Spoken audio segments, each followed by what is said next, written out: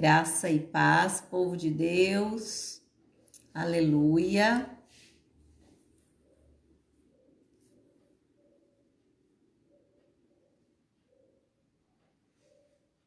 Amém.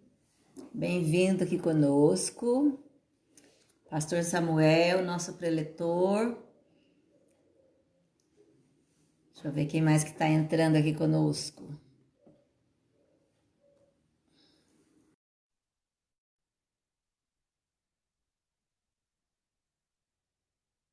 Amém. Já vou contando já. Pode levantar mais aí um pouquinho. Aí. Estou deitada. Fabrício, graça e paz. Paz, minha amada. Tem que fixar ele em algum lugar aí para ele ficar paradinho. Tá certo, é que eu tô andando. Tá bom. O pessoal está entrando. Paz, querida. Ele tá arrumando o cantinho dele. Tá arrumando o cantinho dele aqui. Nós temos um tempinho ainda, o pessoal está entrando. Saudando a irmã também, a irmã Vandete, conosco, Fabrício. Estava sumido, hein, Fabrício? Pena que nós estamos de quarentena, que não dá para pegar essa orelha de verdade. Só posso desejar, assim, ó. Você deixou a gente quietinho, nunca mais falou oi, tô com saudade. Viu, Fabrício? Nádia também, querida, tudo bem? A tela, né? Tá meio estranha. Não, ó, tá cortando mesmo.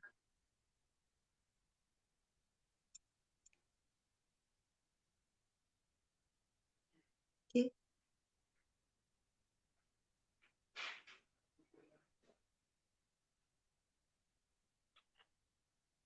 Aí, deixa eu ver quem mais que está entrando aqui conosco. A Fer, Graça e Paz Fer também.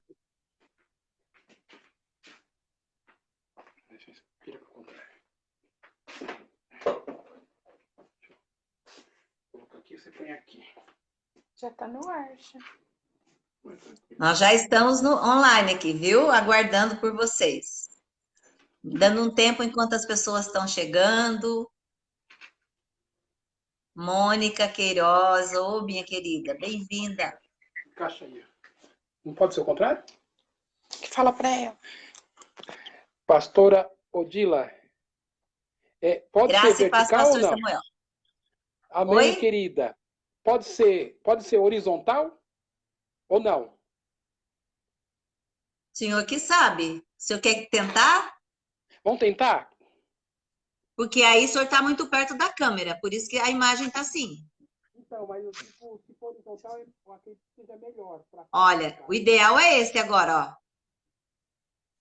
Você que está aqui? Se o senhor quiser, eu tento virar minha câmera. Não, tudo bem. Então, você pode deixar... O ideal para mim seria o vertical. O horizontal, melhor dizendo. Ah, Pode é? virar? É. Posso tentar virar, vamos ver se a gente consegue. Vamos ver, se não, volta. Se não der, volta. Deixa eu virar a minha agora, que a minha tá apertada, já tá rachada aqui, que era só um minutinho. Pessoal, só um instantinho aqui. Porque aí ficaria melhor para colocar aqui, ó. Aí, viramos. Fala pra ela que não tá aparecendo, só a boca dela que tá aparecendo. Não, aqui é... Eu não preciso. O povo tá vendo. Não. Então, tudo bem aí? Tudo certo? Perfeito. Já vamos começar. Peraí, vamos tentar melhorar.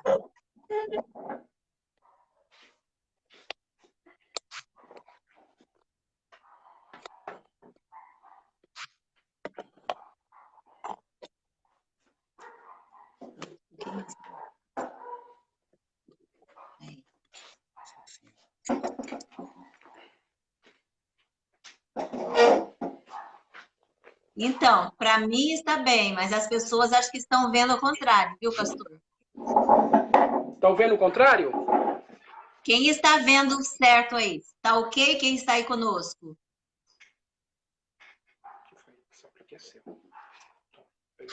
Patrícia, bem-vinda. Patrícia, você está conseguindo ver Eu e o pastor na horizontal?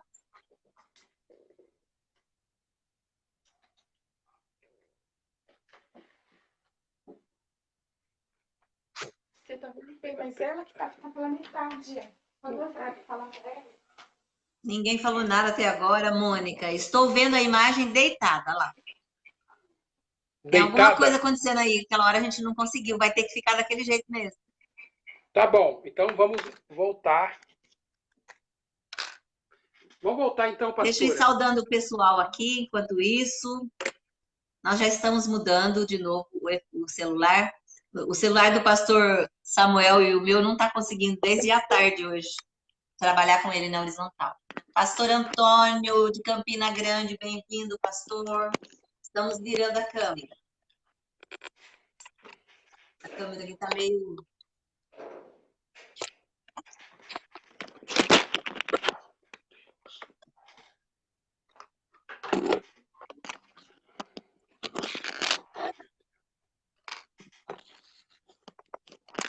Vê se está legal agora, pessoal.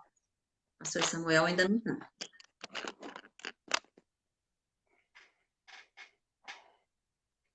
Pronto, pastor? Você acertou? Aqui tá tudo bem. Da minha parte, tudo bem. Vê se o pessoal você tá bem configurada para o pessoal aí.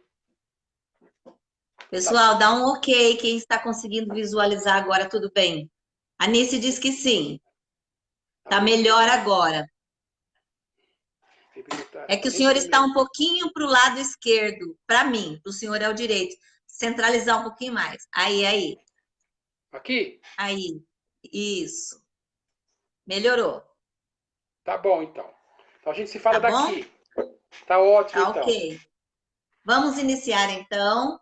Bem-vindo todos vocês. Bem-vindo, irmã Elvira, amada, que está conosco. A cada um de vocês, irmã Nice. Bom ter vocês aqui conosco hoje. E olha como que Deus é lindo. Foi um privilégio para nós. Deus dá de novo a oportunidade de podermos ouvir o pastor Samuel Targino, que pastoreia a igreja em Jundiaí Mirim, Jundiaí, Igreja Batista Filadélfia. Quantos anos, pastor, está lá? Estamos há 6 anos e meio. 6 anos e 6 meio. anos e meio. Amém. Isso. Juntamente com a sua querida irmã Vandete, que é apoiadora lá, né? Glória a Deus por isso. Amém. E vamos ouvir, então, eu vou fazer uma oração, vou passar aqui um texto, nós vamos orar para abrir, depois eu passo a palavra para o pastor, sem demora, porque nós queremos ouvir muito. Amém, pastor? Amém, estamos preparados. Vamos lá. Eu quero ler com vocês o Salmo 107, versículo 1 e 8. Salmo 107, versículos 1 e 8. Louvai ao Senhor, porque Ele é bom, porque a sua benignidade é para sempre. E o versículo 8. Louvem ao Senhor pela sua bondade e pelas suas maravilhas para com os filhos dos homens. Louvar ao Senhor é algo que agrada ao coração dele, é algo que nós devemos fazer em todo tempo, amém? Só o Senhor é digno de adoração, de louvor, de honras e de glória. E se hoje nós estamos aqui em mais essa live, debaixo de semana muito turbulenta, né, pastor Samuel? O senhor tem acompanhado aí, intercedido pelas nossas vidas, mas Deus é soberano e Ele é quem nos sustenta. A Ele toda a honra e toda a glória. E a nossa gratidão a Deus por poder estarmos reunidos mais uma vez aqui. Oremos nesse momento, convido você a fechar seus olhos e vamos fazer a nossa oração. Oração só de gratidão, que você possa ter um coração grato, falar para o Senhor o quanto você é grata por tudo que Ele tem feito.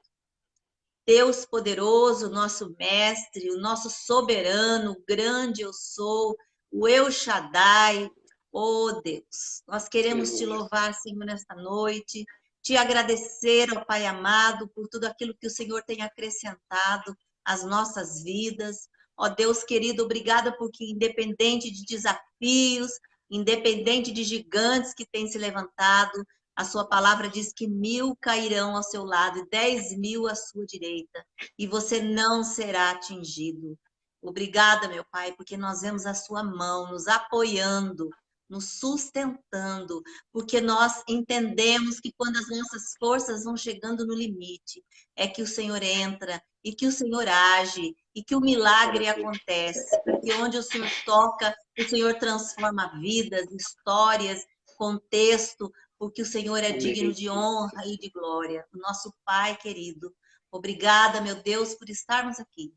Eu te agradeço ricamente por este momento, pela vida do nosso querido mentor, o pastor Samuel, também pela sua amada irmã Vandete, que também tem estado junto conosco, em oração, em intercessão, que os anjos do Senhor se acampem ao redor da vida deles, do lar deles, dos familiares e da Igreja Batista Filadélfia de Jundiaí.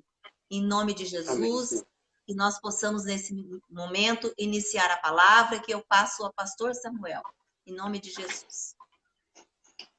Amém. Glória a Deus. Olá, meus irmãos.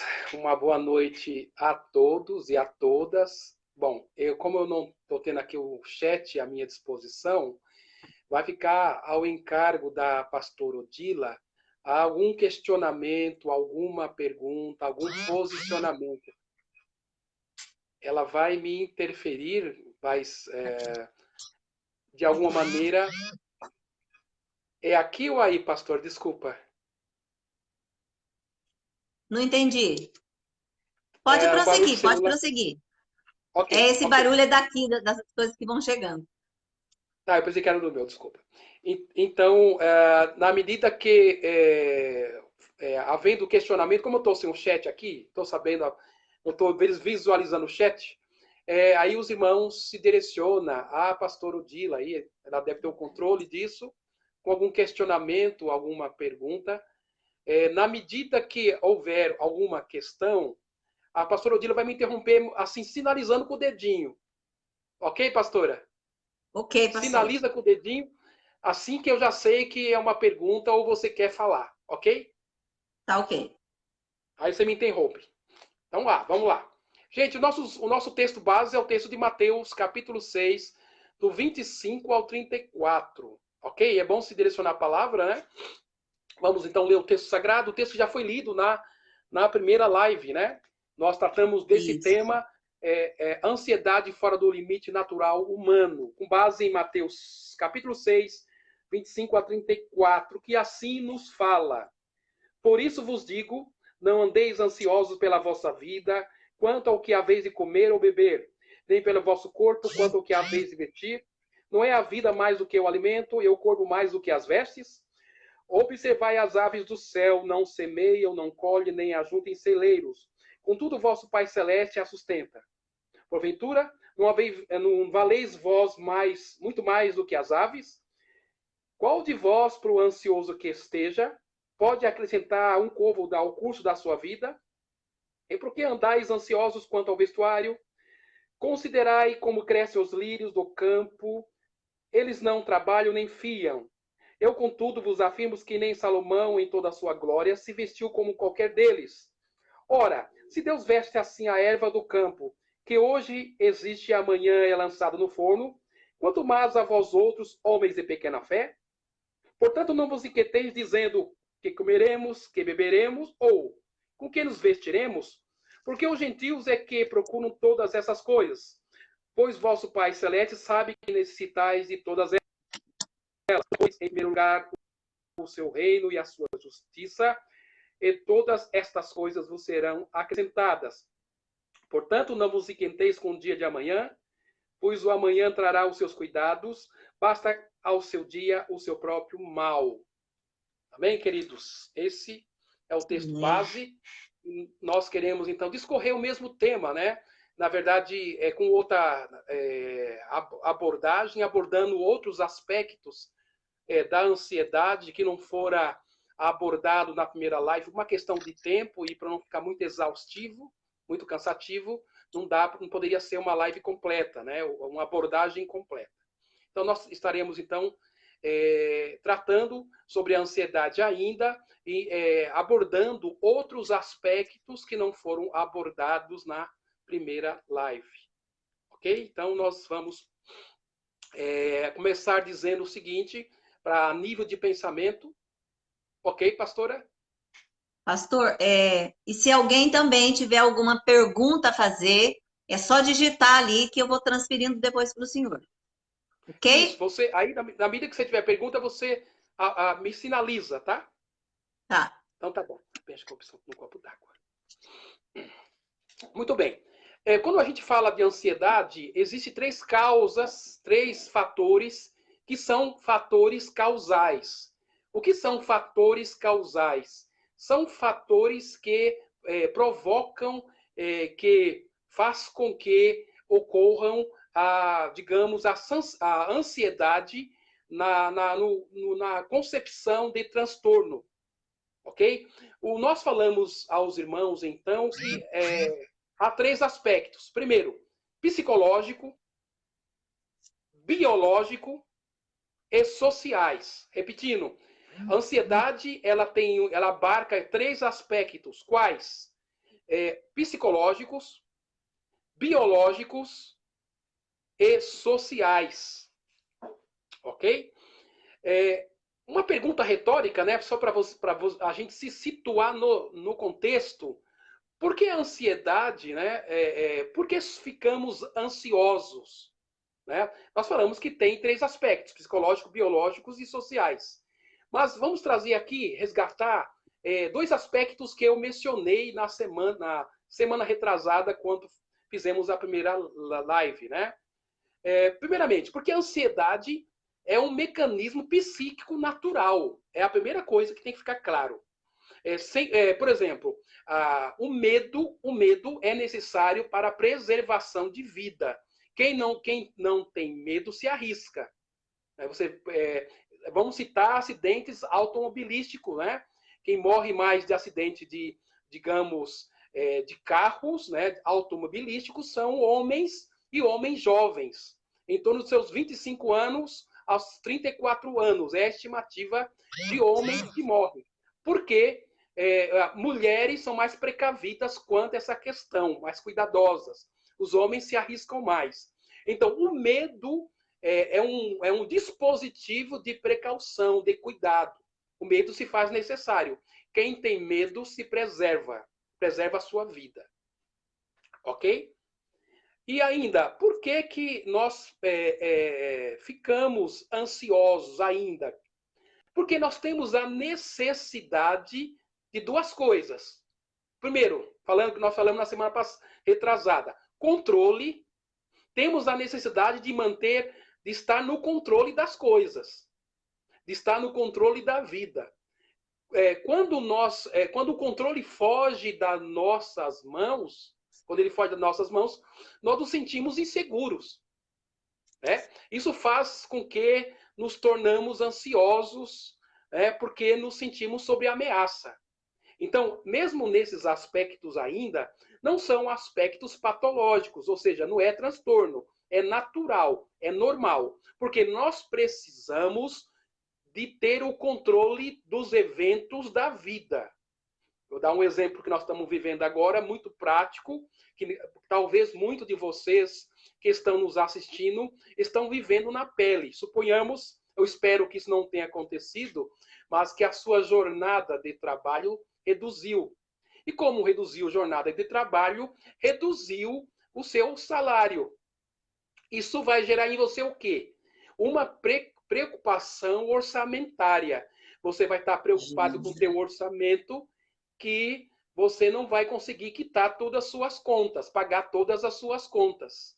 Então, você tem necessidade de controle. E quando o controle financeiro, usando isso como exemplo, foge das tuas mãos, você tem um orçamento versus receita, a sua receita agora está curta, e você não consegue quitar, ou, digamos, fechar o seu controle mensal orçamentário, aí você se sente ansioso. Então, isso é um fator. Você tem que ter o controle. Ficamos ansiosos porque nos falta o controle. Isso não é patológico. Segundo fator, a previsibilidade. A previsibilidade. Precisamos nos sentir seguros quanto aos eventos da vida. Temos a necessidade de prever. Prever o quê? Prever o que vai acontecer. Para que nós estejamos preparados para supostas eventualidades. Por exemplo, vamos ser prático aqui. O orçamento reduziu. Falando a questão do orçamento. Reduziu. Como reduziu, você começa a pensar assim, puxa vida, e se, lembra a expressão inicial, e se acontecer? E se eu ficar doente? Ou se o meu marido, a minha esposa, os meus filhos, e se um deles adquirir aí, for acometido com a Covid-19? Então, essa questão de previsibilidade é necessário para a nossa segurança. Mas você vai notar que uma coisa, usando o exemplo financeiro, uma coisa gera a outra. Como você tem necessidade de controle, você também precisa ter a previsibilidade. Você quer prever coisas que podem acontecer. Supostamente, pode lhe acontecer. E você, puxa, e se acontecer tal coisa? Aí você fica aí descalço, desnudo, aí despreparado para uma eventualidade da vida. Tudo bem? Vamos então seguir. Bom, até aqui nós falamos, está no campo do normal. Aqui se você passa por isso, é que você é humano. Se eu passo por isso, a pastora Odile está passando por isso, é porque é humana. Então, se você é humano, esse mecanismo vai, na verdade, atuar de maneira natural na sua vida. Pois não, querida? Pastor, então quem não tem medo não é normal. Medo de alguma coisa a gente tem que ter. É normal a gente ter. Como é que funciona normal, isso? sim, é normal ter medo. Quando, na verdade, a pessoa não tem nenhum tipo de medo, ela já vai cair já em um grau de transtorno também. Então, o medo é um mecanismo natural do ser humano, uma dose de medo. Agora, quando não há este medo, já vai cair também numa outra patologia, já ligado aí a alguém com um determinado transtorno bipolar de mania, vai cair nesses aspectos, ou até psicótico. É normal ter medo. Tudo bem? Tudo bem, vamos pode seguir. prosseguir. Vamos lá. Como falamos, o medo é um mecanismo de preservação. Grave isso aí. Mas eu não posso ter medo, porque o cristão não pode ter medo. Não cai nessa conversa fiada. O cristão não pode ser ansioso. Abraão teve medo. Lembra da Sara? Sara com 65 anos, uma Miss da época, batendo um bolão de beleza, e o Abraão tinha medo de perder a Sara lá para os faraó do Egito. Ele falou assim para ela assim, não fala que eu sou seu esposo, fala que você é minha irmã. Então, o medo é natural. Abraão, na verdade, ele ficou com mais medo da sua vida do que perder a Sara. Não é verdade, pastor Odila? Ele ficou com mais medo de perder a Sara para o harém de Faraó do que... Não, mais medo da sua própria vida do que perder a Sara para o harém de Faraó. Ficou com medo, ele falou, não, porque ele falou assim, por amor a mim. Pensando na vida dele. O medo é natural do ser humano. Você vai encontrar isso, homens com medo. Você vai encontrar Elias com medo de morrer na mão de Jezabel. Tudo bem? Então, Tudo bem. os homens, medo é preservação de vida. Tanto que Elias correu para se refugiar numa caverna. Medo igual preservação de vida. Vamos seguir. Vamos dar alguns tipos. Ansiedade é uma família. Ela tem aí vamos colocar a ansiedade como uma mulher. Ela tem um marido, ela tem o pânico como marido, ela tem aí uma fobias sociais como filhos, ela tem aí agorafobia como parente. Então a ansiedade é uma família família. Não é só um transtorno. Tem, na verdade, subcategorias, subaspectos que são aspectos do transtorno de ansiedade. Vamos lá? Muito bem. Um transtorno de ansiedade conhecido, que talvez eu espero que isso não aconteça, que você não tenha na sua família, que é um transtorno que é assustador, transtorno de pânico. O pânico é assustador. É uma sensação súbita, né? Gente, ó, quando eu falo pânico, eu estou falando no primeiro momento, vamos falar sobre ataque. Ataque e transtorno tem uma diferença. Vamos falar sobre o ataque de pânico. Ataque de pânico, suponhamos que você esteja enfrentando um momento aí de ansiedade, você ficou desempregado, ou de repente você está passando um momento ruim na família, no casamento, qualquer coisa que te atinja emocionalmente, né? Que mexe com o seu psiquismo. E de repente, de maneira súbita, sem nenhum sinal precoce, precedente, você de repente tem um ataque de ansiedade. Né? Um ataque muito, muito forte, e esse ataque se caracteriza por ser pânico. Né? A pessoa sofre um ataque, né? Sem causa, sem nenhum, digamos, fatores prévios. Nunca sentiu nada.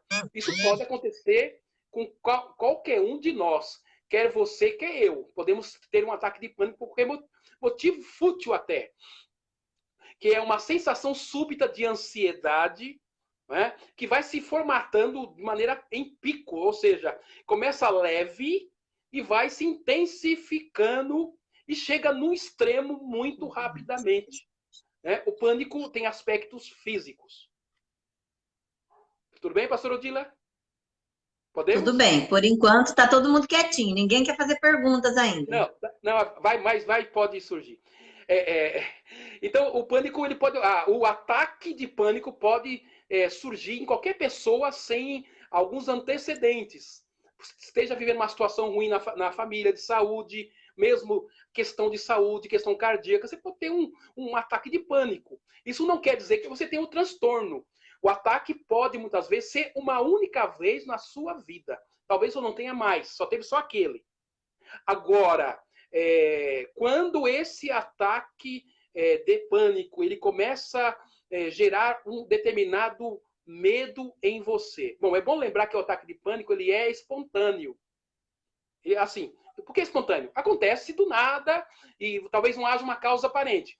Só que também ele pode ser situacional, ou seja, há uma causa, como eu disse a você, de repente está num momento ruim, recebeu uma demissão, uma notícia ruim, um familiar faleceu, qualquer coisa que de alguma maneira desencadeou, foi um gatilho. E isso te ocasionou aí, de alguma maneira, uma questão de ansiedade e descontrolada a ponto de você ter um ataque de pânico. Um ataque de pânico, na verdade, começa por questões de ansiedade que, de repente, vem para o seu corpo, que na verdade, é uma expressão de insegurança, né, que causa a ansiedade. Mas por que em termos biológicos? Vamos falar um pouquinho. Não dá para a gente ser muito técnico, né, pastor Odilo? Não vou ser técnico aqui. A ideia não é essa. Não. O que caracteriza o ataque de pânico? Vamos lá. Bom, eu tenho que falar isso. Pela ativação do sistema nervoso autônomo simpático, né? Aspecto fisiológico. Aqui. Então, se dá, na verdade, não é simplesmente se fala assim, mas a pessoa está com frescura. Não é? Comumente fala assim, quando alguém está com depressão, ansiosa, mas isso é frescura. Gente, na verdade, a todo momento nós estamos deliberando químicas em nosso cérebro. Nós estamos deliberando serotonina, dopamina, noradrenalina, cortisol, uma série de secreções que são neurotransmissores, hormônios, que, na verdade, que mexem com o nosso humor. Então, isso quem ativa isso é o sistema nervoso autônomo simpático. E que vem com manifestação fisiológica, ou seja, vem no corpo. Nós chamamos de somatização. Somatiza, vem para o corpo. Mas de que jeito vem para o corpo? Taquicardia, aceleração no coração, tontura, sufocamento, Sudorese, aquela coisa suor na mão e nos pés, nas extremidades do corpo, as mãos e os pés, aquele suor frio. Tremores, falta de ar, formigamento nas mãos e nos pés, isso também. Dores no peito, como se fosse ter um ataque cardíaco. Aquelas dores, aquela pressão no peito, assim como se tivesse alguém compressando assim a região torácica, né, o peito. Então, dores no peito, e essas coisas são sintomas fisiológicos. Então, não é frescura. Né? Então, cuidado para você não taxar pessoas aí de, essa pessoa está com frescura. Cuidado para não ser preconceituoso. Pois não, pastora? Inclusive, esse tipo de comportamento, há um tempo, há alguns anos atrás, se via muito mais nas pessoas mais maduras. Mas hoje nós temos visto esse ataque de pânico em criança, em adolescente e jovens. É isso, pastor? Sim, sim. Na verdade, não tem faixa etária. Não tem faixa etária. Tem, na verdade, digamos, a partir aí, vamos dizer, a partir da faixa da adolescência, dos 14 em diante, 14, 15 anos, mas há casos mesmo também de criança, fatores mais biológicos do que propriamente fatores, digamos, sociais ou psicológicos. Mas, sim, pode acontecer com criança também. Bom, vamos lá. Sintomas psicológicos. Falamos que há sintomas que são sintomas... Ah, meu Deus. Fica em paz. Pronto. Nos perdoe. Aqui bem. Só um minutinho, gente. Aconteceu um pequeno acidente aqui, mas a gente já resolve já. Não vai ter uma crise de pânico, hein? Não, eu não posso ter pânico aqui. Tudo bem agora? Vamos lá. Tudo bem. Vamos lá. Então, assim, já que há sintomas fisiológicos no corpo, pressão, taquicardia, sudorese, tudo que eu acabei de falar, também há sintomas psíquicos aqui. E quais são? Vamos lá. Primeiro, medo de enlouquecer. Quem tem um ataque de pânico parece que vai ficar louco. A gente trata de amigos aí, de pessoas que estão interagindo, a sensação é de loucura. Eu estava conversando com um amigo que teve um ataque de pânico, ele falou assim, que ele teve um ataque de pânico no carro, dirigindo o seu carro. E ele disse assim para mim que a sensação é que ele estava na contramão e um carro vinha de frente a ele, ele ia bater o carro e ele começou a ficar ruim porque ele falou, meu Deus, o que eu estou fazendo na contramão? E saindo na rua, ele contando, vivendo o pânico dele, que ele via os prédios caírem sobre ele, as casas caírem sobre ele. É uma sensação de loucura. Você perde o controle, né? E um outro fator além do medo, né, de enlouquecer, é a despersonalização. O que é isso? Despersonalização. É assim, é que você parece estar sentindo que não está acontecendo com você. Parece que está acontecendo com uma outra pessoa. É uma coisa estranha isso. Assim, isso não está acontecendo comigo, não é real. Parece que eu estou tendo um pesadelo aqui, um sonho. Não, isso não é verdade. Você se despersonaliza. Não está acontecendo comigo. Só se for com uma outra pessoa. É um aspecto do pânico. Pois não, querida. Pastor, quando o senhor cita aí, parece que não está acontecendo comigo, é essa crise que eu estou vivendo, é isso? Isso, exato. Tá. A crise, aquele momento, um momento de loucura, né, digamos assim. E vem o medo de morrer, vou morrer. Porque os sintomas são de morte mesmo. Sufocamento, como eu acabei de dizer, taquicardia, isso vem para o corpo. A sensação é de morte, morte iminente. Então, são aspectos que, até a desrealização, que é aquela coisa que eu acabei de falar. Parece um sonho, né? Ou uma cena de um filme. Parece que uma coisa que é inusitada, uma coisa fora do comum. Então, isso é interessante. Muito bem. O DSM, DSM, que é na verdade, o documento que se usa, né? Aquele que nós chamamos o livro que se faz os diagnósticos, né? Coloca o seguinte: para que se caracterize pânico, entre 11 sintomas, precisa que haja 4. Mas isso é muito estranho e muito questionável pelos psiquiatras e neurologistas, né? Na verdade, as pessoas nem sabem identificar. Mas se coloca assim, entre 11 sintomas, você tem que ter 4. Lembra lá da ansiedade? Me parece que entre 6, você tem que ter pelo menos 3 para caracterizar um transtorno. Então, cada transtorno tem esses índices, que talvez não seja tão real e tão preciso. Transtorno de pânico, ele é diferencial, ele é diferente do ataque de pânico. Ataque de pânico você pode ter uma vez, por qualquer motivo, e depois nunca mais ter. Agora sim, como o ataque de pânico ele ocorre, ele pode ocorrer uma única vez, e de repente o medo fica em você.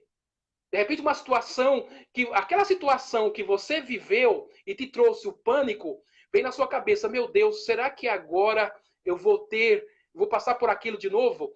E o medo de ter medo é que causa o pânico. Aí, o que era ataque pode se transformar num transtorno. O ataque ele pode acontecer uma vez só. O transtorno ele vai se cronificando, ele se repete, ele torna uma doença mesmo. Seria uma sequela, pastor? Um tipo de sequela? Na verdade, assim, seria, na verdade, um componente psicológico que fica na mente da pessoa. Assim, eu fico medo de ter. Ai, meu Deus, eu posso ter de novo. E esse eu posso ter de novo vai mexer com toda a sua química cerebral e vai fazer você ter medo, vai ativar o teu sistema nervoso simpático e vai ter todas aquelas ocorrências. Isso vai se repetir várias vezes a ponto de virar aí vira transtorno, porque se repete. Quando se repete, vira transtorno. Pois não, pastor Odila? Nós temos uma pessoa que está passando por isso, que a gente está cuidando, e ela está tendo a pressão muito alterada, não baixa, já foi no psiquiatra, cardiologista, está tomando remédios. E aí, quando vai chegando o momento do dia, é o momento que ela tem as crises. Então, ela já fica preparada. Ó, tá chegando a hora, eu vou sentir. A minha pressão vai subir, ela já fica com a máquina no braço. A minha pressão vai subir agora, porque eu sei que é o momento que eu vou ter falta de ar, minha cabeça parece que vai explodir, taquicardia. Então, assim, ela entrou, na forma como o senhor está dizendo aí, ela se enquadrou naquilo, não é o termo, mas vestiu a camisa. Aquilo agora, todo dia, naquele horário, o remédio perde efeito, a pressão fica alta, ela sente que vai morrer. Então, criou-se aí um mecanismo. Criou-se, então, acabou criando um gatilho. Essa coisa de horário, tal hora vai acontecer, eu tenho que estar com a maquininha na mão, sabe aquela que você acabou de citar, pastor Odila? Isso é gatilho. Então, de fato, vai ter mesmo. Porque aquilo já, na verdade, desencadeia, porque ela já criou, na verdade, uma crença. Essa crença que aquilo vai acontecer, isso vai desencadear mecanismos aí no sistema nervoso simpático, e de fato pode acontecer mesmo.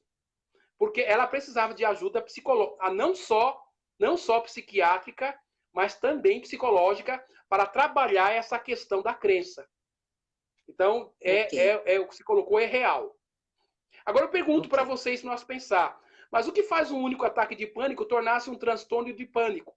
Ataque é uma coisa, pode dar-se uma vez só na vida, e transtorno, ele é que cronifica. Ele se estabelece e se instala como um transtorno mental. A preocupação e o medo de ter de novo, aquilo que a pastora Odila acabou de citar, dessa nossa querida amiga. Eu vou ficar com a máquina na mão, tal hora, tal momento, eu vou estar já tudo preparado, porque instalou o medo, a preocupação de ter novos ataques, isso mexe com esse mecanismo. O medo de ter medo, o medo de aquilo se repetir, né? O medo do ataque de pânico faz com que a pessoa mude a sua rotina, como é o caso dessa pessoa que a pastora acabou de citar. Muito bem. Como a pessoa que sofre um ataque de pânico, ela muda a rotina, igual o caso que nós acabamos de ouvir. Ela está preparada, muda o comportamento dela, sabe que está o horário, aquilo pode acontecer.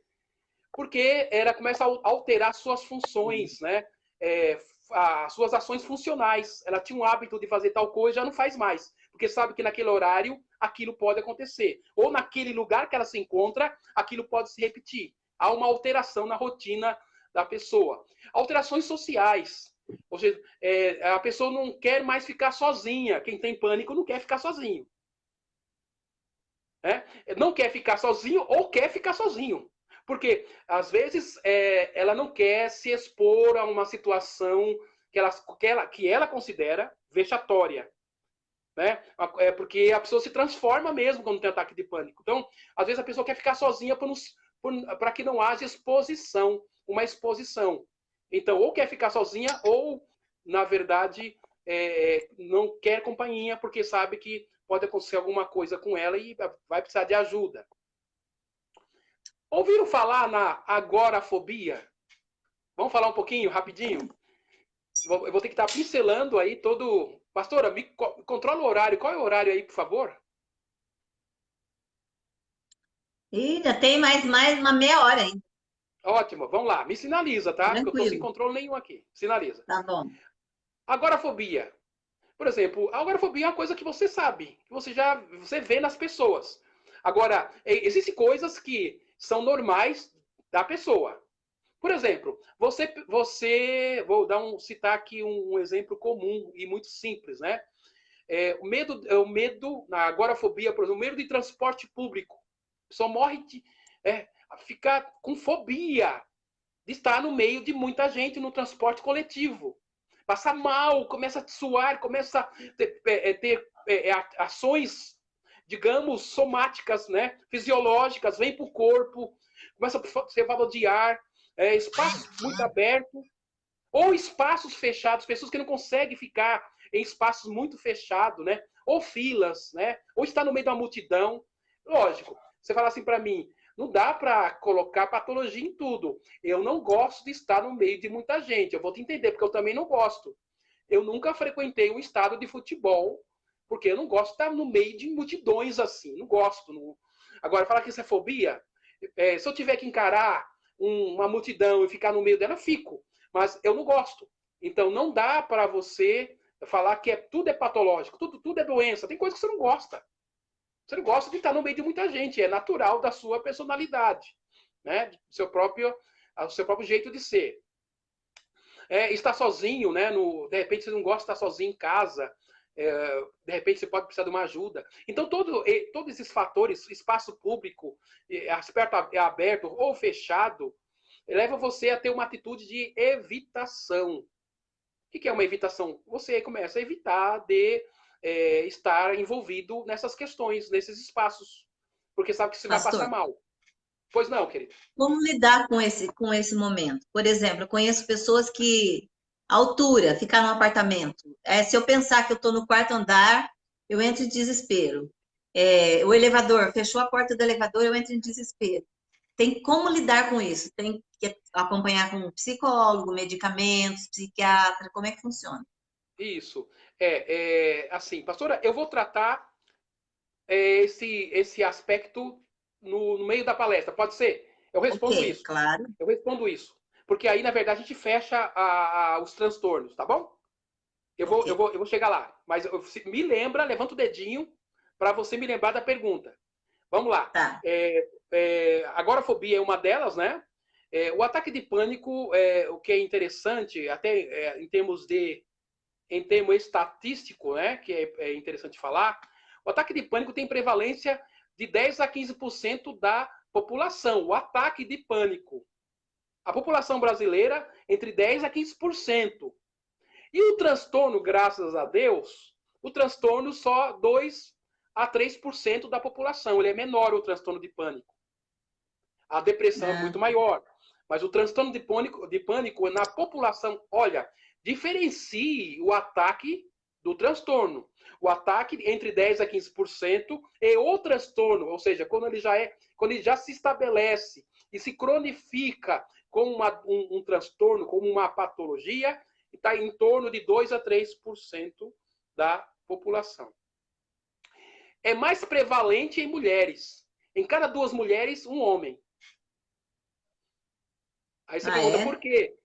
Aí você pode perguntar para quê? Por que nós Olha lá o que o senhor vai falar aí, tem muita mulher aqui, hein? Eu falava, por quê? Vocês são as mais pecadoras? Não, essa não é a resposta. É por causa das oscilações hormonais que vocês têm mais exacerbada do que os homens. Vocês têm mais Sim. complicações hormonais do que nós. Né? Então, a prevalência entre mulheres Também é isso. 2 mulheres para cada homem. Enquanto 2 mulheres têm, um homem tem. Então, é questão hormonal, né? Porque vocês são mais pecadoras e falam demais. Até porque, mas tudo bem, esquece. Olha aí. lá! Não, tá, vamos seguir. Segue o script aqui. O que leva um ataque de pânico? Tornar-se um pânico, né? O que desencadeia? O que desencadeia um ataque virar um pânico, eu acabei de falar, na verdade, o medo de aquilo acontecer de novo. Fica gravado na mente, a pessoa não consegue, digamos, quebrar aquela crença, não consegue trabalhar ali naquela questão que aconteceu, e aquilo fica na mente e aquilo acaba se repetindo, porque se instalou nela o medo. O medo de ter e acaba tendo. Vamos seguir. Seguindo. Vamos lá. Então, desencadeia um quadro de ansiedade. E aí os sintomas físicos aumentam e a pessoa vai acreditando que está vivendo um ataque. Isso vai só piorando, né? Instala um quadro de pânico, né? E que se classifica por se repetir, né? Por repetir por causa do medo. Nós colocamos isso de maneira muito clara, né? Ok? Vamos lá. Transtorno de ansiedade social ou fobia social. Que talvez tem muito crente que tem isso. Olha só. É estranho dizer isso, né? Quando eu falo estranho, porque geralmente os crentes são treinados a falar, treinado nas igrejas, treinado a ter uma interação social maior, muitas vezes, né? Mas, por exemplo, o transtorno de ansiedade social ou fobia social. O que seria isso? Vamos lá. A exposição à avaliação. Por exemplo, você vai fazer um teste numa empresa, uma apresentação de um trabalho. De repente você é um engenheiro, um arquiteto, vai fazer uma exposição aí de uma planta, de um desenho arquitetônico, de alguma coisa de escala na sua área, e de repente você treme muito, você fica muito, criou-se um medo de exposição, porque você tem medo de ser avaliado, né? A ponto disso vir para o seu corpo. Você começa a suar, você começa a ter tremedeira, mexe com a sua fala, mexe com o seu intestino, né? Com todo o processo digestivo, porque acaba... Gente, quando é um evento só, é apenas um evento, aconteceu uma única vez, não é transtorno. Tá? Não é Agora, quando sempre se repete, você vai apresentar um trabalho de escola, um trabalho de seminário que precisa de uma exposição pública. Aí você tem todos os sintomas, né, de medo, isso vem para o seu corpo, mexe com o seu intestino. Então, são esses aspectos, quando repetidos, por que sociais? Transtornos sociais, porque tem a ver com pessoas, tem a ver com relacionamento, com interações pessoais. Você vai estar no meio do público. Você imagina um pastor, né? Ou um líder, ou alguém, um líder de uma empresa, um gestor, que tem medo de falar em público. E o medo de falar em público pode tornar uma doença, se ele não tratar. Às vezes o cargo pede que ele fale em público. Um pastor que tem medo de falar em público, como que pode? Isso não pode acontecer, né? Um pastor, um líder, um gestor de empresa, um professor, na verdade, alguém que lidar com a plateia, com o público, se ele não cuidar, se ele tiver muito medo e não for tratado isso de maneira profissional, isso pode gerar um transtorno, porque todas as situações ele vai ter os mesmos sintomas. Tudo bem? Vamos seguir? Tudo ok. Agora sim, mas o que caracteriza o transtorno e a normalidade? Não, eu sinto medo porque é normal. Não, eu tenho medo de falar em público porque eu não sou acostumado. Legal. Se você tem medo de falar em público e você não é acostumado, legal. Isso não é nada que não seja natural. É natural o medo de falar em público. Agora, quando você está numa situação e que pede que você fale em público o seu trabalho, a sua profissão, e todas as vezes, gera desconforto frequente, toda vez há um desconforto frequente, e você também evita, há sempre um processo de evitação. E quando você consegue fazer, eu vou fazer porque eu não tenho outro jeito, eu tenho que fazer, porque se eu não fazer, eu vou perder nota, ou eu vou ser reprovado, ou eu vou ser, quem sabe, até demitido. Então, toda vez que você vai falar em público, ou se manifestar em público, você faz com muita dificuldade, né? Quando você é obrigado. Né? Um TCC, um trabalho de faculdade, uma apresentação de um seminário. Então, grave isso, quando o desconforto é sempre frequente, né? Quando é frequente. Quando você tem que evitar sempre. Ou quando você é obrigado a fazer, não tem como não fazer, você faz suportando com muita dificuldade. Esses 3 aspectos já denota que você precisa se cuidar em relação a isso. Isso vem para o corpo, inclusive. Você passa mal, tem tremedeira, tem uma série de desarranjo intestinal e uma série de coisas que pode acontecer. Vamos seguir?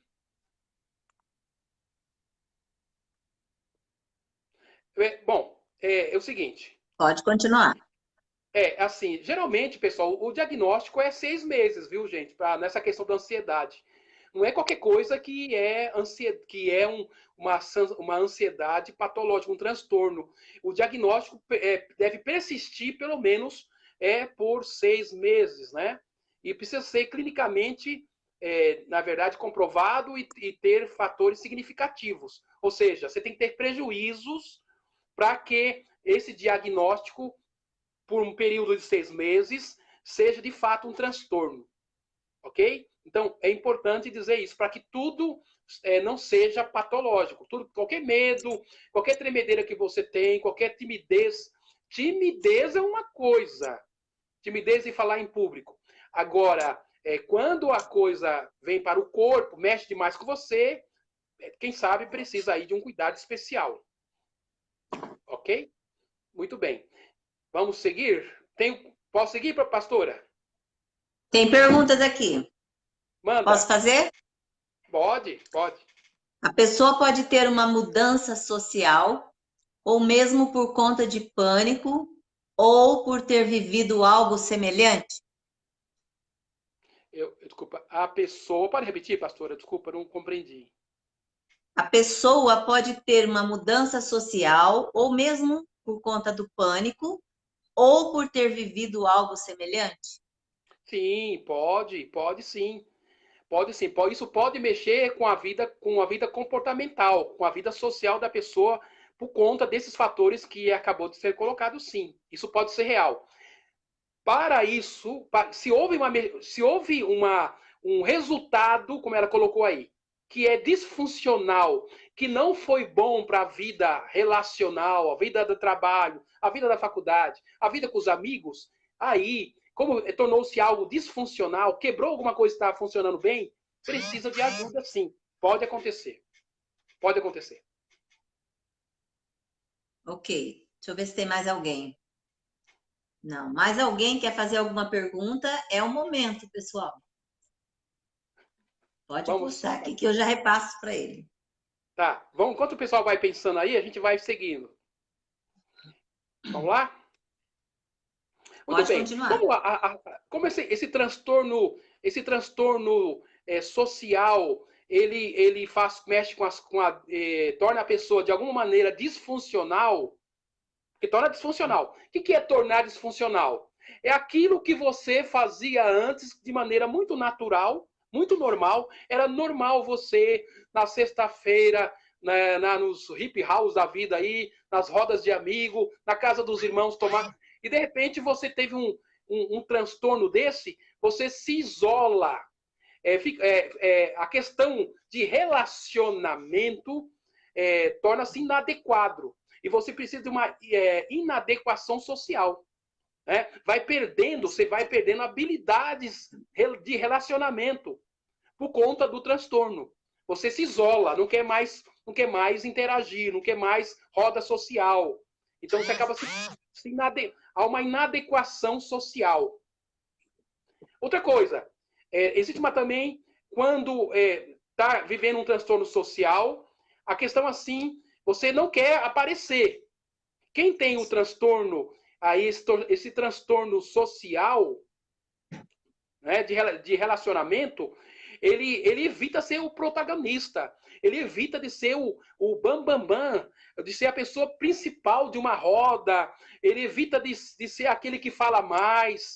Ele evita de bater de frente com as pessoas, porque é melhor eu me submeter, é melhor eu me calar, é melhor ficar quietinho do que eu me expor. Submissão é um aspecto de quem tem essa patologia. Postura corporal comprometida, né? A pessoa anteriormente era vestida assim mais chamativa, né? Sei lá, no caso de uma mulher, sei lá, se produzia mais, se pintava mais, usava roupa mais extravagantes. Nessa situação, coloca uma roupinha mais discreta, um pretinho básico para não chamar tanta atenção. Como nós chamamos disso? Postura corporal. Há uma mudança na postura corporal daquela pessoa. Ela muda o seu jeito de ser, o seu jeito de vestir. Uma outra coisa... Tem uma pergunta, pastor. Manda. E quando a pessoa pode considerar-se curada do pânico? Quando que uma pessoa pode se considerar curada do pânico? Na verdade, assim, vou até adiantar, porque as perguntas estão surgindo até dentro da que a pastora perguntou. O tratamento de pânico, assim como os transtornos de ansiedade, que faz parte, é uma família, é tratado, obviamente, com um psiquiatra, um neurologista, porque vai, na verdade, se aplicar um tratamento medicamentoso, né? Por exemplo, tratamento medicamentoso, você vai se submeter a um tratamento medicamentoso. E muitas vezes o próprio psiquiatra, ele mesmo vai aplicar uma terapia cognitiva que é dada aos psicólogos. Ele vai usar a terapia cognitiva muitas vezes como um complemento para que a pessoa não só tome remédio. E ele vai, então, fazer um acompanhamento geral da vida social daquela pessoa. Para ter na verdade, vamos usar o termo aí, um prontuário, aquilo que a pessoa está vivendo, a partir dos retornos que o indivíduo, que o paciente vai dando ao seu médico, ao psicanalista, ou melhor dizendo, ao psiquiatra ou ao neurologista, aí sim, ele vai entendendo que a pessoa vai voltando à sua vida funcional. A ideia é que os sintomas sejam remidos, ou seja, sejam eliminados. Respondendo à pergunta, uma vez que os sintomas foram remidos ou mesmo diminuídos de maneira, digamos assim, considerável, podemos entender que o paciente pode voltar à sua vida funcional. Quem vai dizer isso é o médico. Mas o que vai, o que vai fazer com que o médico tenha esse diagnóstico de cura é o retorno que o paciente vai dando na sua funcionalidade, o retorno da sua funcionalidade. Tudo bem? Ok. Irmão José de Souza Lima, que havia feito a pergunta. Mais alguém gostaria de um esclarecimento? De alguma pergunta? Nossa imagem hoje não ficou muito boa porque a gente não conseguiu virar o celular na horizontal, viu, pessoal? Tenha um pouco de paciência. Para a semana que vem nós vamos estudar mais, né, pastor? Isso, vamos melhorar isso aí. Pessoal, assim, vocês podem perguntar, assim, questionar uma pessoa ansiosa, que tem uma crise de ansiedade ou mesmo de pânico, que são famílias, são doenças, na verdade, de uma mesma ordem, uma mesma família, elas podem ser depressivas, elas podem ter outras doenças, outros transtornos? Lamentavelmente, sim. Que nós chamamos de comorbidades. Às vezes, quem é portador de um transtorno de pânico também traz consigo a depressão. Né? Então, às vezes, o que tem uma manifestação de transtorno real, comprovado, muitas vezes ele traz consigo, carrega aquilo que se chama de comorbidade. O que é comorbidade? Uma doença traz outra nas costas. É um pacote. Não basta ter uma. vem 2 ou vem 3. Então, aí onde o profissional vai diferenciar qual delas é prevalente, qual delas é o carro-chefe. Aí precisa de um trabalho psiquiátrico bem, na verdade, pontual. Tem uma que Vamos caminhar um predomina. pouquinho? É isso, pastor? Isso, há uma que predomina. Às vezes o que predomina é a ansiedade. Mas a pessoa ansiosa que está vivendo o transtorno, ela pode viver uma fase depressiva mesmo, comprovada isso clinicamente falando. Tudo bem? Tá. Tudo bem. Vamos seguir? Não confundir, pessoal, transtornos, social aí, como fobia social, como timidez, introversão e personalidade evitativa. De repente, tem pessoa que é introvertida, nele, está na natureza dele, ele não gosta de se relacionar, ele é quieto, ele é calado, ele é tímido também. E também tem aquela personalidade mais esquiva, de evitar. Isso é da personalidade, não é doença. Doença, transtorno, quando tira a sua funcionalidade. Quando você começa a ter prejuízos na sua vida social, familiar, de trabalho, na igreja, aí sim, começa a você ter prejuízos. Aí é preciso ser tratado. Agora está chovendo perguntas. Vamos lá, vamos tentar, vamos lá. Irmã Rita, como lidar com um parente ou amigo com essa síndrome? Olha, acho que a primeira coisa no que diz respeito ao cuidado, se é amiga, se é alguém que é amigo, já percebeu. Esse é o primeiro fator. Já percebeu. Se já percebeu, acho que o procedimento do amigo é o quê? É convencer essa pessoa que está supostamente acometida com transtorno, convencê-la a buscar ajuda profissional. Ajuda profissional médica. No primeiro momento, é preciso aí procurar, se tiver condição, de ir diretamente em um psiquiatra ou no neurologista, se não, vai no clínico geral mesmo e, de repente, busca uma especialidade. Acho que... É um familiar. Hã? Familiar. É alguém Como familiar? lidar? Alguém da família. Então, se alguém familiar, precisa convencer a pessoa que ele está doente. Porque nem todas as pessoas estão convencidas disso. Acho que é normal. Então, E não se tem não outro dá? jeito. Hã? Isso não dá para convencer. Se a gente não Olha, consegue, então, se tem que não pegar tem. a força? Então, se não dá para convencer, gente, porque o tratamento.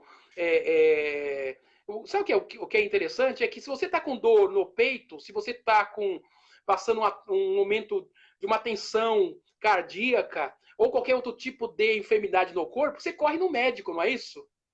Agora, quando a questão ela é mental, está no campo do mental, a gente não acha que não é doença. Essa que é a grande questão. Porque se você está tendo um aperto no peito, ou sintomas cardíacos, você está tendo um ataque cardíaco, você não corre não chama aí o SAMU para te socorrer? Então, quem está vivendo uma situação dessa, quem está assistindo, que é um parente, que é um familiar, precisa convencer que essa pessoa precisa de médico.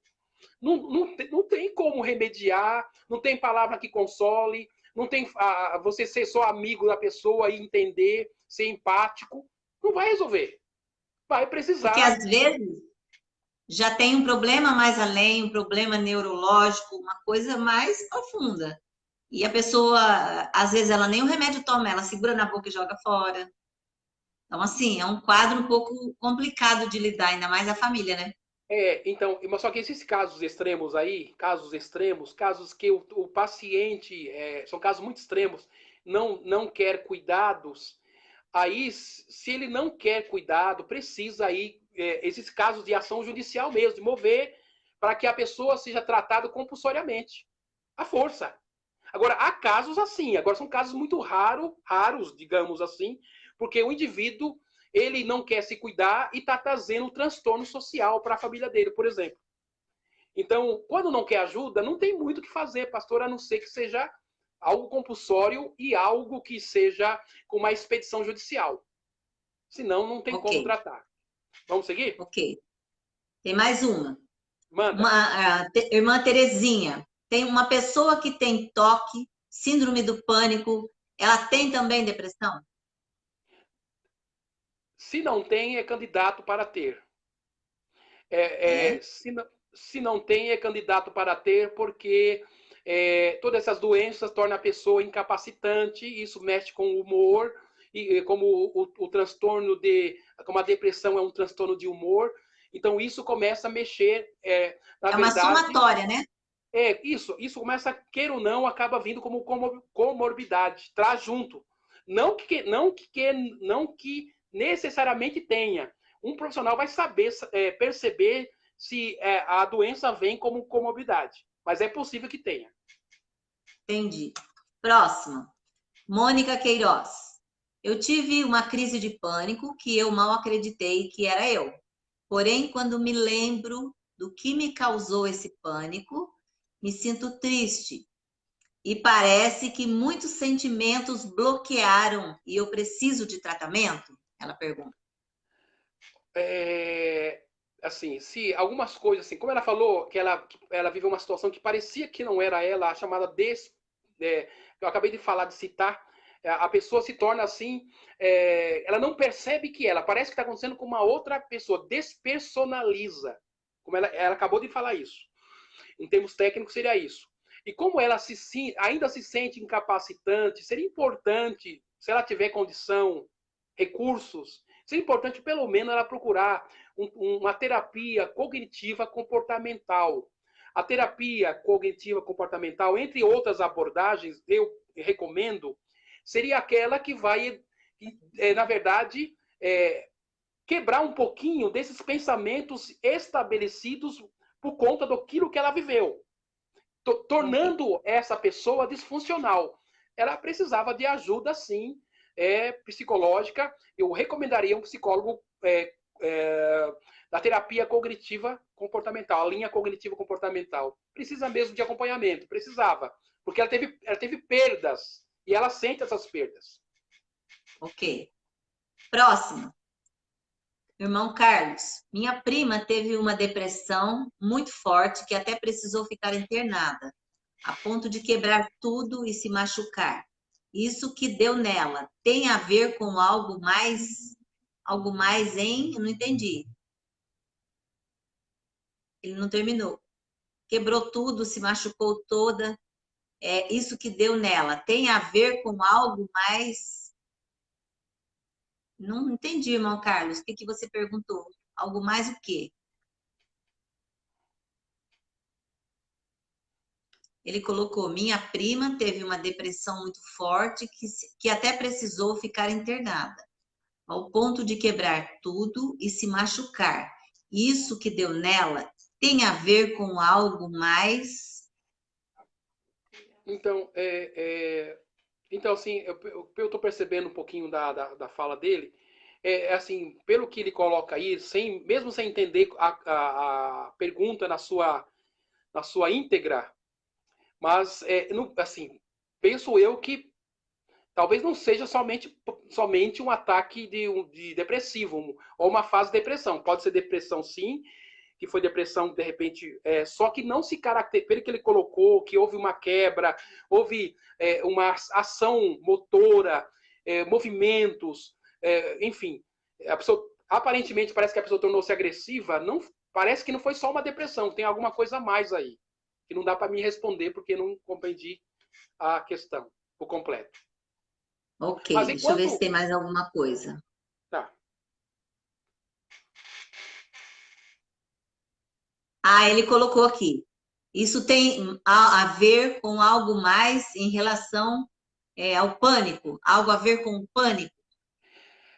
Isso parece estar caracterizado aí ou com pânico ou com alguma coisa mais forte do que isso, né? De repente tem pessoas que têm alguns sintomas de esquizofrenia também, que faz com que o que caracteriza algumas coisas mais motora, aquela coisa de Você quebrar, pode aquela falar coisa um pouquinho mais sobre a esquizofrenia? Está na sua... Então, a Uma coisa esquizofrenia, rápida mesmo. Então, a esquizofrenia, na verdade, já é uma despersonalização. A pessoa fica um pouco fora de si. vamos dizer assim, é aquilo que nós chamamos hoje, que nós chamávamos antigamente de loucura. Tá na linha, tá, na verdade, é um traço daquilo que nós chamamos de loucura. Que já, na verdade, a pessoa tem sintomas, tem alucinações, a pessoa acha que está vendo coisas, a pessoa acha que está vendo fantasma, ouve vozes no ouvido. Então, assim, já é uma coisa um pouco mais que cai naquela área mais da psicose mesmo, sabe? Que antigamente É falava loucura. tratável com medicamento? Medicamento controlado, extremamente controlado. Porque as crises correm alguns perigos em relação a alguma atitude. Sim, quanto à sua vida e à vida de outros. Aí já é um caso muito sério, mais clínico do que psicológico. Que tem a ver com a estrutura cerebral. Enquanto surge a questão aí, vamos fechar da seguinte maneira. Vamos colocar da seguinte maneira. Fobia específica, vai. Vamos falar um pouquinho rapidinho. Talvez você tenha isso aí, fobia específica. Medo exagerado de barata. Assim, eu conheço poucas mulheres que têm medo de barata, assim. Mas, pessoal, medo de barata, mas lamentavelmente é colocado como, assim, entenda bem. Existe fobias que é cultural. A avó tinha medo de barata, a mãe tem medo de barata, e a filha tem medo, e a filha da filha tem medo. Há uma transposição cultural. Há uma transposição, às vezes, lá da avó para a mãe, e aí você vai para outras pessoas. Agora, isso também pode virar um transtorno. A pessoa não dorme na casa, não quer dormir mais, entrar num quarto, não quer mais entrar dentro de casa. A pessoa tem chilique, tem uma série de manifestações assim, exagerada, porque ela não consegue pensar que ela é mais... Aqui em casa eu brinco com a Vandete assim, embora ela não tenha medo de barata. Tem controle disso. Mas quando acontece alguma coisa que ela fala, eu vi uma barata grande voadora, eu falo assim para ela, olha para o seu braço. Um murro que você der nela, você faz um estrago. Mas isso não funciona. A gente brinca, mas isso não funciona aqui. Porque o medo, ele é irracional. Né? Então, mas mesmo um medo exagerado de barata pode tornar-se uma fobia. Medo de elevador. Pastor, só um minutinho. O senhor falou de medo de barata? O pastor está aqui rindo, porque uma vez nós dormimos na chácara, tem um amigo que tem pânico, ele entra em crise. E lá tinha muita casa pré-fabricada e nós matamos uma porção, assim, um prato de barata. E botamos tudo na porta do quarto para ele levantar de manhã. A hora que ele levantou, ele subiu no telhado, ele gritava tanto, e a gente lembrou disso agora. Então, mas pode virar uma fobia. Outra coisa, não é só mulher não que tem medo. Eu conheço homens, aqui em Jundiaí tem um caso aqui, não quero nem falar o nome, que, pelo amor de Deus, nunca vi aquilo. Um homem gigante ainda. Um homem gigante, morrendo, mas morria de medo de barata, mas medo. Medo não, pavor.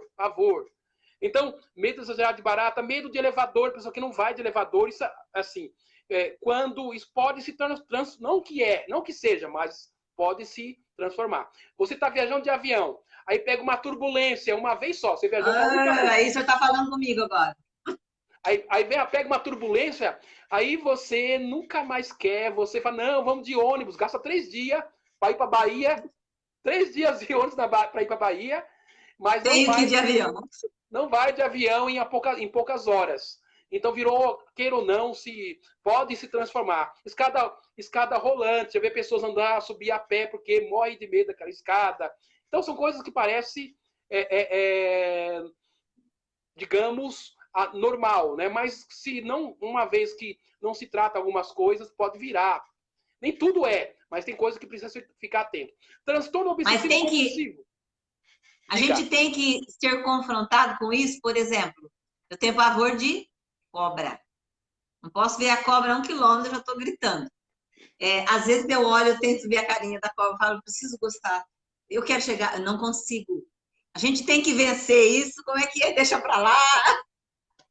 Pastora, tem coisa que é assim. Só que esse medo de cobra não te faz disfuncional e acaba estando no campo da normalidade.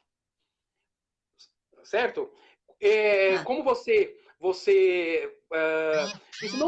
isso não te faz com que você não vá para uma chácara. Você vai com o Juarez Então, agora se tornar você disfuncional, eu não vou porque é casa de mato e lá tem cobra. A sua amiga te chama lá para você passar um dia no Juarez, não vou porque tem mato lá. Aí se caracteriza sim como uma certa fobia. Você isolou uma parte da sua vida. Agora, medo não, medo é natural. Isso é natural, né? Todos nós eu dormi numa casa onde tinha Uhum. um lago a uns 20 metros e ali tinha uma sucuri.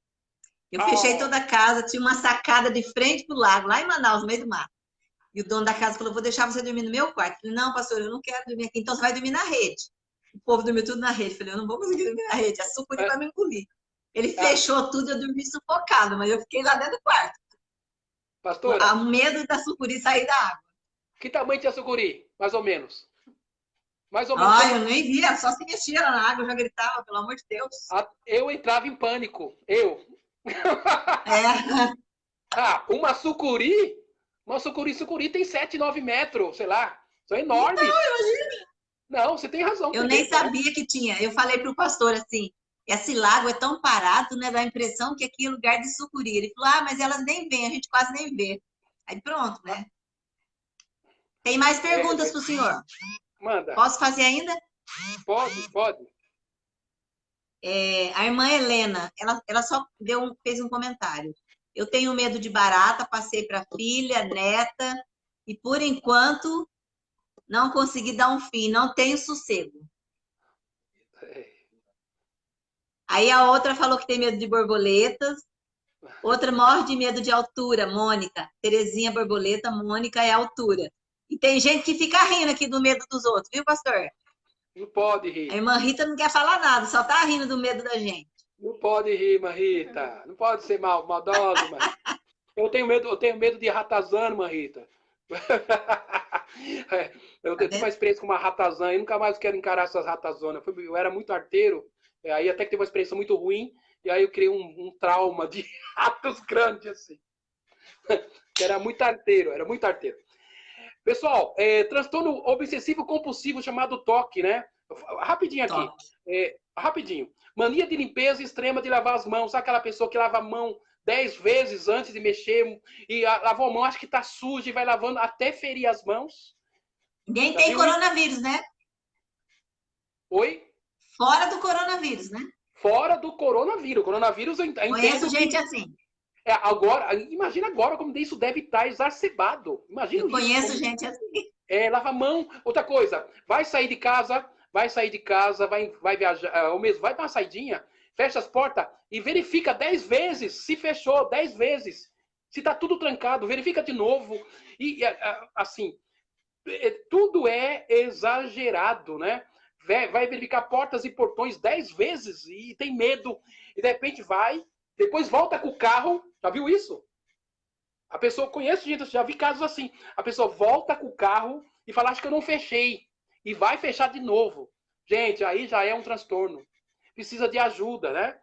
E a pessoa confere relatório lá da empresa, já conferiu 10 vezes, outro conferiu, segundo, terceiro conferiu. Aí vai e não sai daquilo, porque acha que errou. Isso pode tornar uma compulsão. Agora, o toque, ele pode confundir um pouco com o perfeccionismo? Ou é a mesma coisa?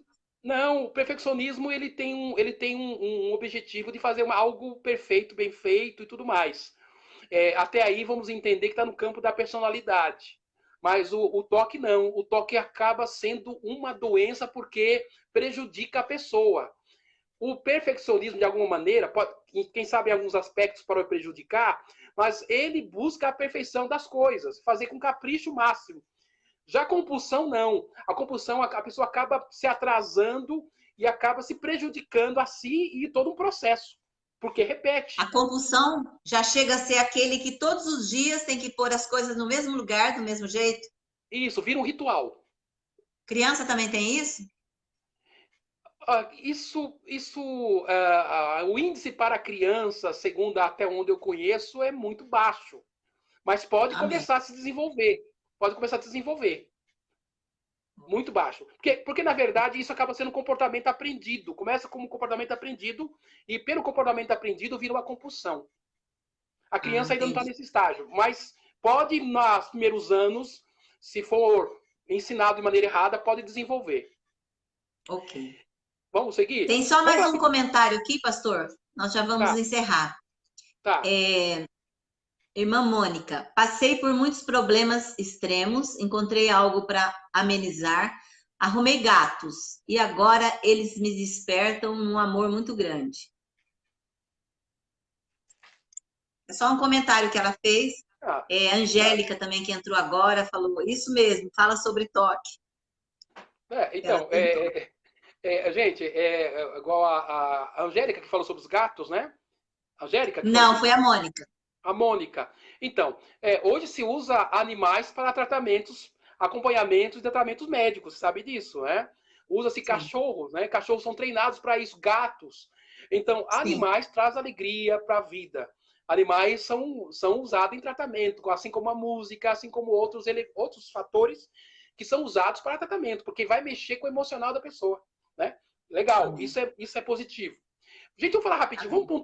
pontuar rapidinho aqui, pastora. Pois não. O tratamento, rapidinho tratamento. Quantos minutinhos você me dá? Uns 5 ou 10? Pode ser. Vamos lá, vamos falar sobre como resolver isso. Como a pessoa que tem todos esses transtornos, ou um deles, ou mais, ou um, ou dois, ou três desses que foram abordados aqui, o que deve fazer? Qual é o procedimento? Não adianta falar dos transtornos e não dar os caminhos de tratamentos. Vamos lá. Digamos, os caminhos para tratamento, né? Lembrando que esses transtornos vai abarcar três aspectos do ser humano: psicológico, biológico, vem para o corpo, psicológico, biológico, que vem para o corpo, e sociais, envolve as questões de relacionamentos interpessoais, sociais. O tratamento, vamos falar sobre tratamento. O ideal para tratamento, aí você pergunta assim, mas se eu tiver esse transtorno, quem eu devo procurar no primeiro momento? Quem eu devo procurar? Agora, aí você me pergunta, mas eu dependo do SUS. Aí eu não sei te responder o que se deve fazer, porque se você depende do SUS, ou se nesse momento de pandemia que nós estamos vivendo, em que todo foco de tratamento é voltado para o Covid, né, pastora? Você viveu esses dias aí Sim. uma situação que o hospital Acabei de estava... chegar de lá agora. Ó, Não era Covid? O só o olhar. Covid. Então, se você passar por uma situação dessa, agora você tem uma crise de pânico, que Deus te livre disso. O que você deve fazer? Lógico, ser socorrido, buscar uma ambulância, porque a coisa é física, a coisa é emocional e a coisa precisa de uma abordagem médica. Mas, digamos assim, que se você tem numa situação que você queira tratar, entenda que abarca questão psicológica, biológica e social. Qual o tratamento? Integrativo. O que é um tratamento integrativo? Não pode ser apenas um psicólogo. Penso eu que o primeiro a ser procurado se você puder, um psiquiatra ou um neurologista, para que você seja medicado, se é o caso, medicado logo de cara. Ou mesmo um clínico geral da sua confiança, porque um clínico geral, por exemplo, ele pode te dar um ansiolítico, ele pode te dar algum medicamento que te tranquiliza. Então, a primeira abordagem é médica, é clínica, não é o primeiro psicólogo. Primeiro, o profissional médico, o psiquiatra é médico, o neurologista é médico, o clínico geral é médico, então esse tem que ser procurado, porque ele vai te medicar, vai te acalmar. A partir daí, de repente ele vai te encaminhar para um especialista, não é a área dele, ele não é especializado em psiquiatria, se é o caso do clínico. Então ele vai te encaminhar para um psiquiatra, para um neurologista, uma especialidade. Ok? Então, o tratamento ele é medicamentoso, né? Toma-se psicofármacos.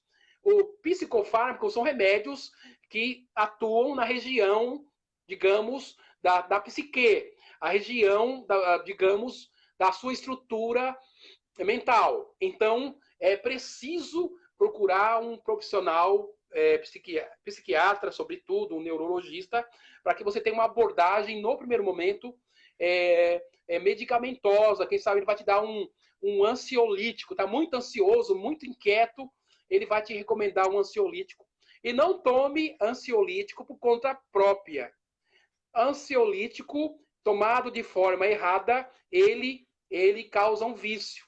O ansiolítico, ele é muito mais perigoso que um antidepressivo. Então, cuidado para você não tomar ansiolítico por conta própria, porque tem efeitos colaterais. Tudo bem? Então, Tudo bem. é preciso, então, tomar cuidado. A primeira abordagem é médica. Tudo bem, pastora? Tudo bem. Posso continuar aqui? Pode. Um comentário? Pode. Um comentário aqui do Daniel Dandão. Disse que o tema é muito interessante. Parabéns, a paz. O tema é muito interessante. A Neuza Lima é amiga do senhor, pastor. O senhor precisa botar ela para ministrar lá na igreja. Tenho problema em falar em público. Preciso de tratamento? A pergunta é da irmã Neuza Dutra, né? Irmã Neuza, não necessariamente. Não necessariamente precisa de tratamento, porque a pessoa ela não tem aquele feeling, não tem aquela vocação para falar em público. Mas tem pessoa que não fala em público, mas eu tenho pessoas na igreja, sempre tive, que não é de falar em público, mas por trás, trabalhos manuais, faz como ninguém. Então, às vezes, eu prefiro gente que trabalha ali, porque faz aquilo muito bem feito. Então, nem todo mundo precisa falar em público necessariamente. E isso não tem problema, que tem que ser tratado. Não, a não ser que a pessoa é um profissional, aí ela é obrigada a falar e ela torna disfuncional. Aí precisa de ajuda. Às vezes eu comento na igreja que a gente também sobe no púlpito com frio na barriga, com uma sensação ainda de insegurança, não é, pastor? Parece que é sempre a primeira vez. Não, a dependência de Deus. Não, mas isso é bacana. Isso, pastor Odila, o dia que você perdeu o eu, de você perder aquela sensação de insegurança, isso vai mostrar que você não tem dependência de Deus. Porque eu acredito que isso também é muito positivo, porque você sabe que você não é nada e que você vai depender de Deus. Isso é muito positivo. Como é importante sentir isso. Eles não acreditam quando a gente fala. Eles falam que a gente está tão acostumados que a gente não expressa nenhum nervosismo. Eu falei, não, a gente também tem. Fica, porque lidar com a alma humana, lidar com o ser humano, com a alma humana, você depende de Deus. Não é só de técnica. Nós somos treinados para falar em público, né, pastores? Somos treinados. Retórica, homilética, tudo isso aí. A gente é treinado. Só que, quando se trata de questões espirituais, a gente teme. É isso que eu digo. É diferente estar numa sala de aula e estar no púlpito. Me joga numa sala de aula que eu deito e rolo. Agora me joga no púlpito que eu dependo de Deus. Eu também falo isso. Aí vem o temor, né, pastora? O tratamento, então, é integrativo. O que é integrativo? É medicamentoso, quem sabe no primeiro momento o psiquiatra, o neurologista, e também ele é um tratamento psicológico. Muitas vezes o psiquiatra vai encaminhar você para um psicólogo para te educar, para na verdade, te dar algumas técnicas para quebrar os pensamentos disfuncionais, as crenças erradas que você tem, que se instalou em você. Então, não é um tratamento do solitário, que só o psiquiatra, que só o médico. Trabalha o psicólogo também, com psicoterapia. Né? Eu falei para vocês da comportamental, que eu acho bacana, mas há outras aí, terapia psicodinâmica, a própria comportamental, a cognitiva. Eu não sei nada disso, mas você pesquisa. Você pesquisa e quando você for procurar um psicólogo, pergunte a linha dele. Pergunte se ele trabalha naquela... É estranho eu perguntar para um psicólogo se ele trabalha com ansiedade. Às vezes aquele psicólogo, por mais que ele seja um psicólogo, o forte dele às vezes não é os transtornos. Ele trabalha às vezes com terapias de casais, por exemplo, né? E outras áreas assim. Então pergunta se ele digamos, se ele tem aquela especialidade, se ele tem aquela habilidade para trabalhar com a sua demanda. Ok? Olha, tinha a Mônica... Acho que é só isso. Acho que não tem mais nada não, pastor. O senhor pode fazer o fechamento, então. Então, aqui nós já estamos fechando, né? O que eu recomendo aí? Fica à vontade. Vou procurar um psicólogo aí. Mas são muitas linhas, eu não entendo nada disso, né? Confunde a cabeça das pessoas, né? Quem eu devo procurar? Mas que psicólogo? Porque psicólogo não é tudo igual. Psicólogo tem abordagens, assim como o médico, o cardiologista, o médico que trabalha com o endócrino, lá o médico pneumologista, e todos esses médicos que têm especialidades, assim é o psicólogo.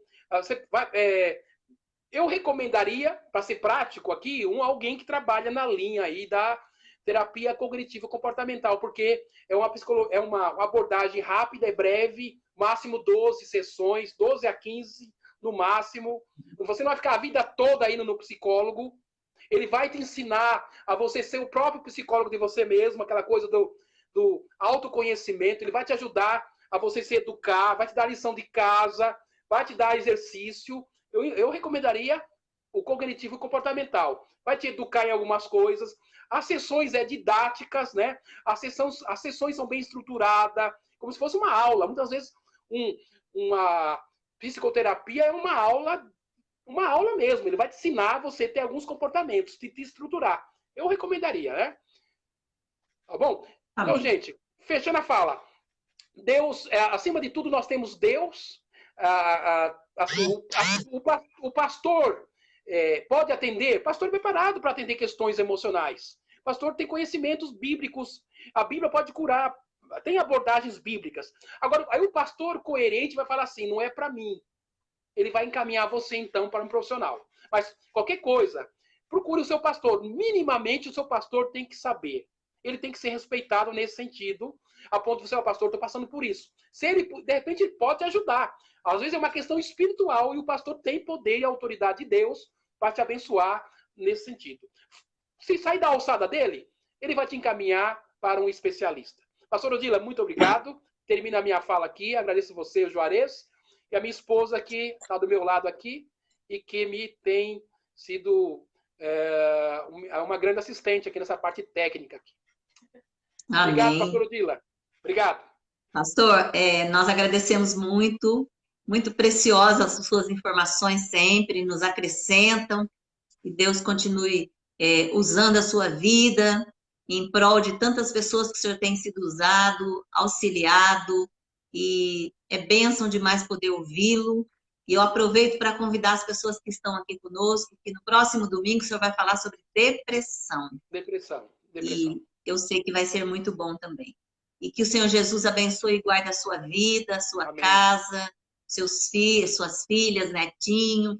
Que a bênção do Senhor seja sobre vocês. Beijo Amém, grande, beijo também na irmã Vandete. E a semana seja de muitas bênçãos. Em nome de Jesus. Amém, querida. Se quiser ficar mais um pouquinho ainda, nós vamos só encerrar aqui com oração. Tá? Espero. Nós estamos aqui. Eu saudei algumas pessoas aqui, só queria acrescentar a pastora Silane de Assis, que estava aqui conosco também, o pastor Samuel conhece. A irmã Esther, querida irmã Esther Falcão, também conosco. A Beth Moraes, a Gabriele e a Jeane Rocha, assim como a Michele, a Ibe Cárceres. A Ibe Cárceres está sempre conosco, né, pastora? Obrigada, hein, querida? Irmã Giandra, Josi, e cada um de vocês que esteve conosco, o irmão José Antônio, que esteve conosco esta noite. E eu quero pedir que vocês continuem em oração. Eu estive essa semana, assim, muito perto.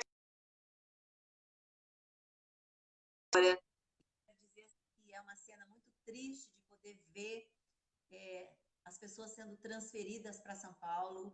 Nós pudemos ver as ambulâncias levando 2 pessoas para São Paulo, porque nós não temos mais UTI. É muito triste você ver a cena da pessoa sendo colocada na ambulância, ela dá 1 minuto para a família ver o paciente ao redor.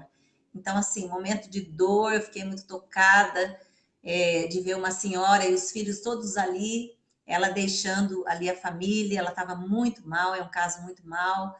Eu já orei e repreendi ali espírito de morte sobre a vida dela, mas assim, que isso seja um alerta para nós, que a gente possa se cuidar mais, se proteger mais, cuidar da nossa família, sair só se necessário. Essa semana eu tive uma suspeita de Covid também, e na quarta-feira agora eu ainda vou fazer o teste. Eu creio que em nome de Jesus não vai dar, vai ser negativo. Eu tive com a Michelle que bateu o carro e passei por 4 horas dentro do hospital e ali tinha pessoas com Covid. Eu fiquei ali na enfermaria de emergência, chegando acidentados. Então, tudo isso foi um risco. E eu tive algumas coisas, alguns sintomas essa semana, mas nada de febre, não estou com tosse, não tenho chiadeira. Estou assim, 90% bem. Graças a Deus, eu agradeço a todos vocês que oraram por mim e creio em nome de Jesus, que vai ser negativo esse exame. Para a glória do seu nome, eu vou testemunhar. Quero pedir agora que você esteja comigo para nós encerrarmos esta oração.